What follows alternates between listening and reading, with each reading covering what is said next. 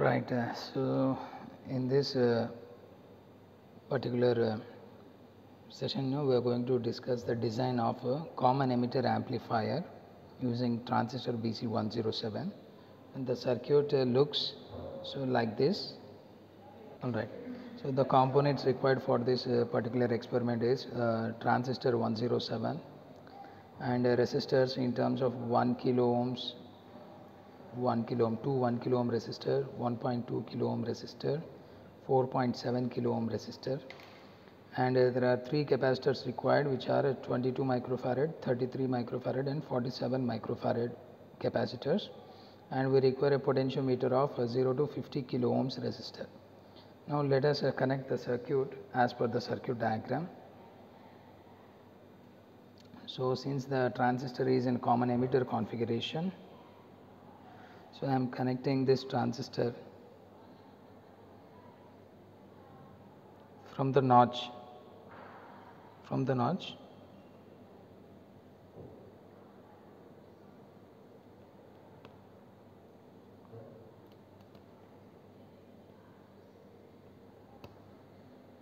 right, you can see. So this is emitter, base and collector from the top view of the transistor, and in the circuit, from we will go by terminal. So first let us see the emitter. At the emitter side we have a 1 kilo ohm resistor and a 33 microfarad capacitor in parallel. So this is 33 microfarad. So here the terminals for this capacitor is a plus to be connected here, minus is grounded. So from the circuit, so emitter is connected with the positive of a capacitor and the negative of the capacitor is connected to ground, and like this, and it is followed by a 1 kilo ohm resistor in parallel. This is a 1 kilo ohm resistor, so I am connecting that in parallel with the capacitor. So all right, now so coming to the other terminal, we have 4.7 kilo ohm connected from collector terminal. So collector terminal to directly VCC. So I am taking this upper row part for VCC and lower row part for ground. Now 4.7 kilo ohms from collector to VCC. So this is the collector terminal where it is in the same row. So these, right. So now coming to other components. So 1.2 kilo ohms to be from base of the transistor to the ground. Now so this is a 1.2 kilo ohm resistor. So from base terminal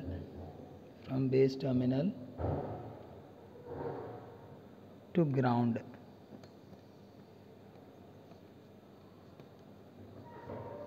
All right. So from base to ground, and in the same junction we have from base terminal, if you see, so there is a potentiometer connected, and potentiometer is connected to in between a base and 1 kilo ohm resistor. So base and 1 kilo ohm resistor, and whereas 1 kilo ohm is placed from VCC to this potentiometer. So first let's place this 1 kilo ohm resistor from VCC to somewhere in the breadboard, and from that point we will extend this potentiometer, which is this potentiometer from 1 kilo ohm resistor to the base of the transistor. So to the base of the transistor. So this is how this potentiometer is also connected, and we are left with 22 microfarad at the base of the transistor. So this is a 22 microfarad. So negative is connected to the base and positive is connected to the 1 kilo ohm resistor again. So from the base terminal we have extended a capacitor, and make sure that this junction point of 1 kilo ohms and potentiometer does not match with the same row here. Now we left with one kilo ohm resistor left to the input. Now this 1 kilo ohm resistor from base to input source. Now so these are the circuit components which are available here, which are to be connected for the design of CE amplifier. So let us cross check the connections one more time. You can see here. So from the base, from the transistor, so firstly emitter, from emitter we have 1 kilo ohm resistor and 33 microfarad. From emitter terminal we have here 33 microfarad and so 1 kilo ohm resistor, and from the collector point of view we have 44.7 kilo ohm resistor to VCC. From the collector terminal we have 4.7 kilo ohms to VCC, and then from the base terminal we have 1.2 kilo ohms from the base of the transistor. From the base terminal we extended 1.2 kilo ohms resistor to the ground, and from the same base we have a capacitor connection of 22 microfarad towards the resistor, and from the same base we also have a potentiometer connection between 1 kilo ohm resistor and base terminal. So this is a potentiometer which is connected between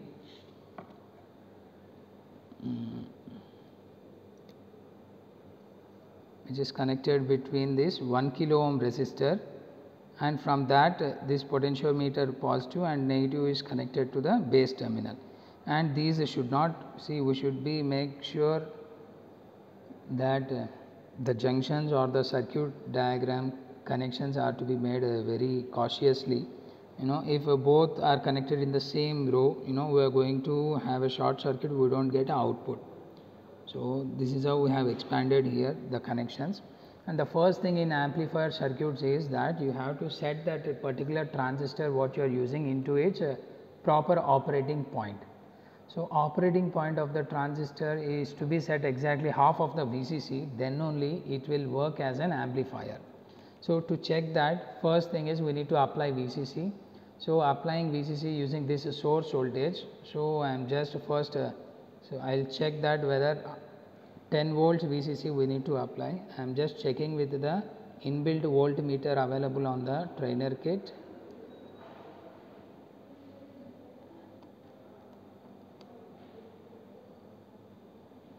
And I will just turn on the kit and let us check the set the supply voltage by varying this power supply knob. I am just setting it to exactly 10 volts.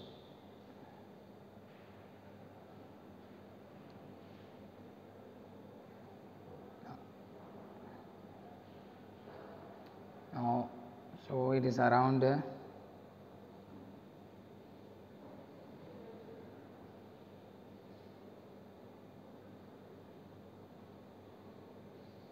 is around 10 volts now.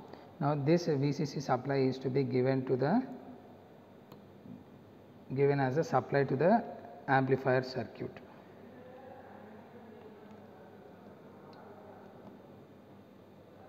Now supply is given. After giving this supply, you need to check for a operating point at emitter and collector VCE voltage. I am connecting this inbuilt voltmeter. So across emitter, so positive at so this positive wire at collector terminal and the black wire to the ground.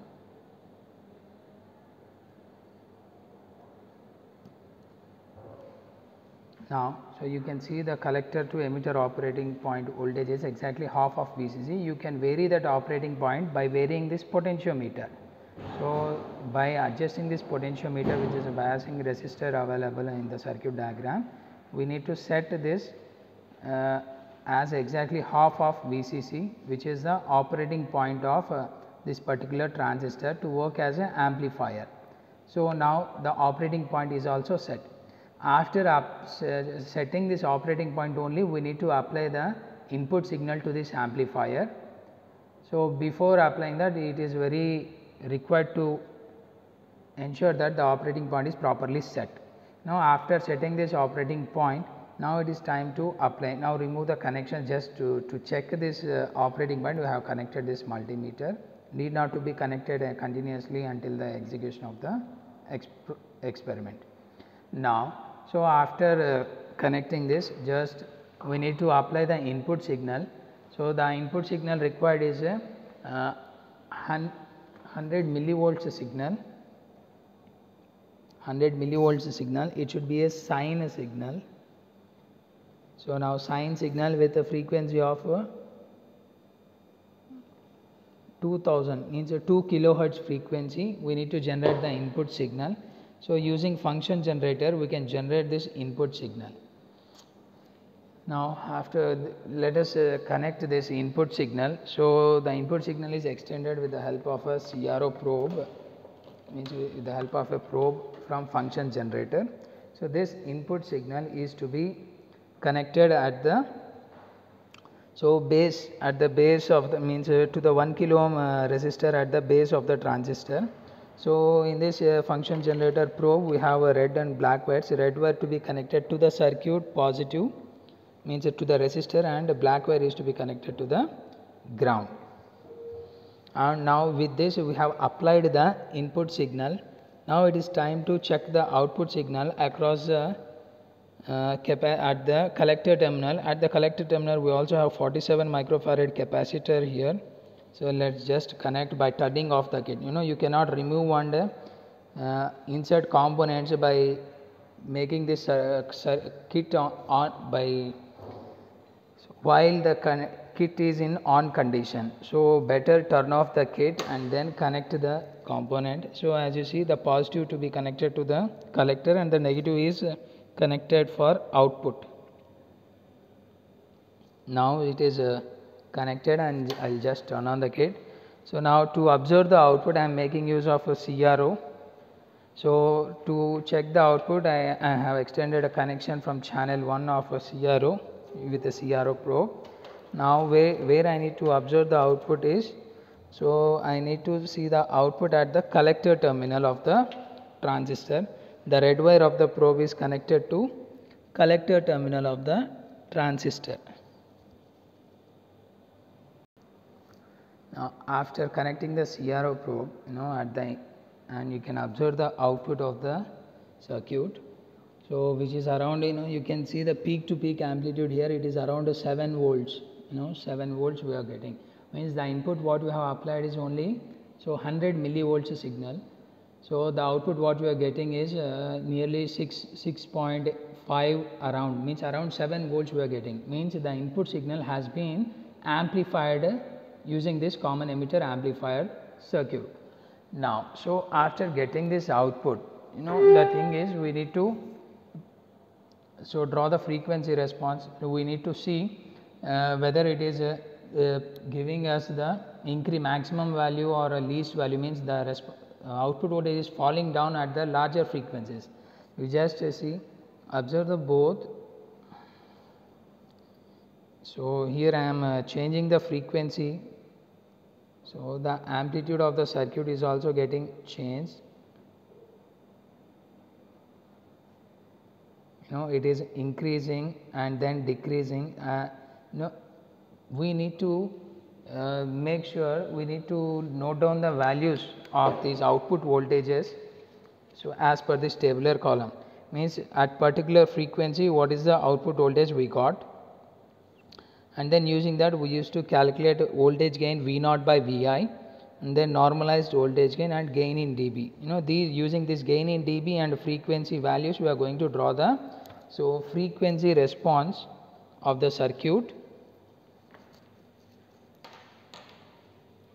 So, like this. Now, the thing is, so we need to note down the output voltages in terms of 3 regions like this. So, increasing 4 to 5 readings, and while the output is constant 4 to 5 readings, and here also 4 to 5 readings. So, totally 10 to 15 readings should be noted by changing the frequency in the function generator. See, by changing the here, see, you can see here the output is 5.68 volts now. As you go on, it goes increasing, and it also goes to 6.5 as we have already got it. So in this way we need to note down the values of the corresponding output voltage for corresponding frequency. Now all the readings are tabulated, and the frequency response will be drawn in the semi-log graph. See, this circuit works only when the transistor's operating point is set. So many times students get confused that they have connected the circuit properly, but they didn't get the output. We need to check that properly the supply voltage is getting supplied from this to this point, means the continuity should be checked before checking the output. If this signal is connected physically, but it may not be connected internally, so in that way you need to cross check the circuit and before checking for the output of the amplifier circuit. So this is what about the common emitter amplifier circuit and its a frequency response. Hope you understand. So share this among your friends for better understanding of the experiment before coming to the lab. So thank you.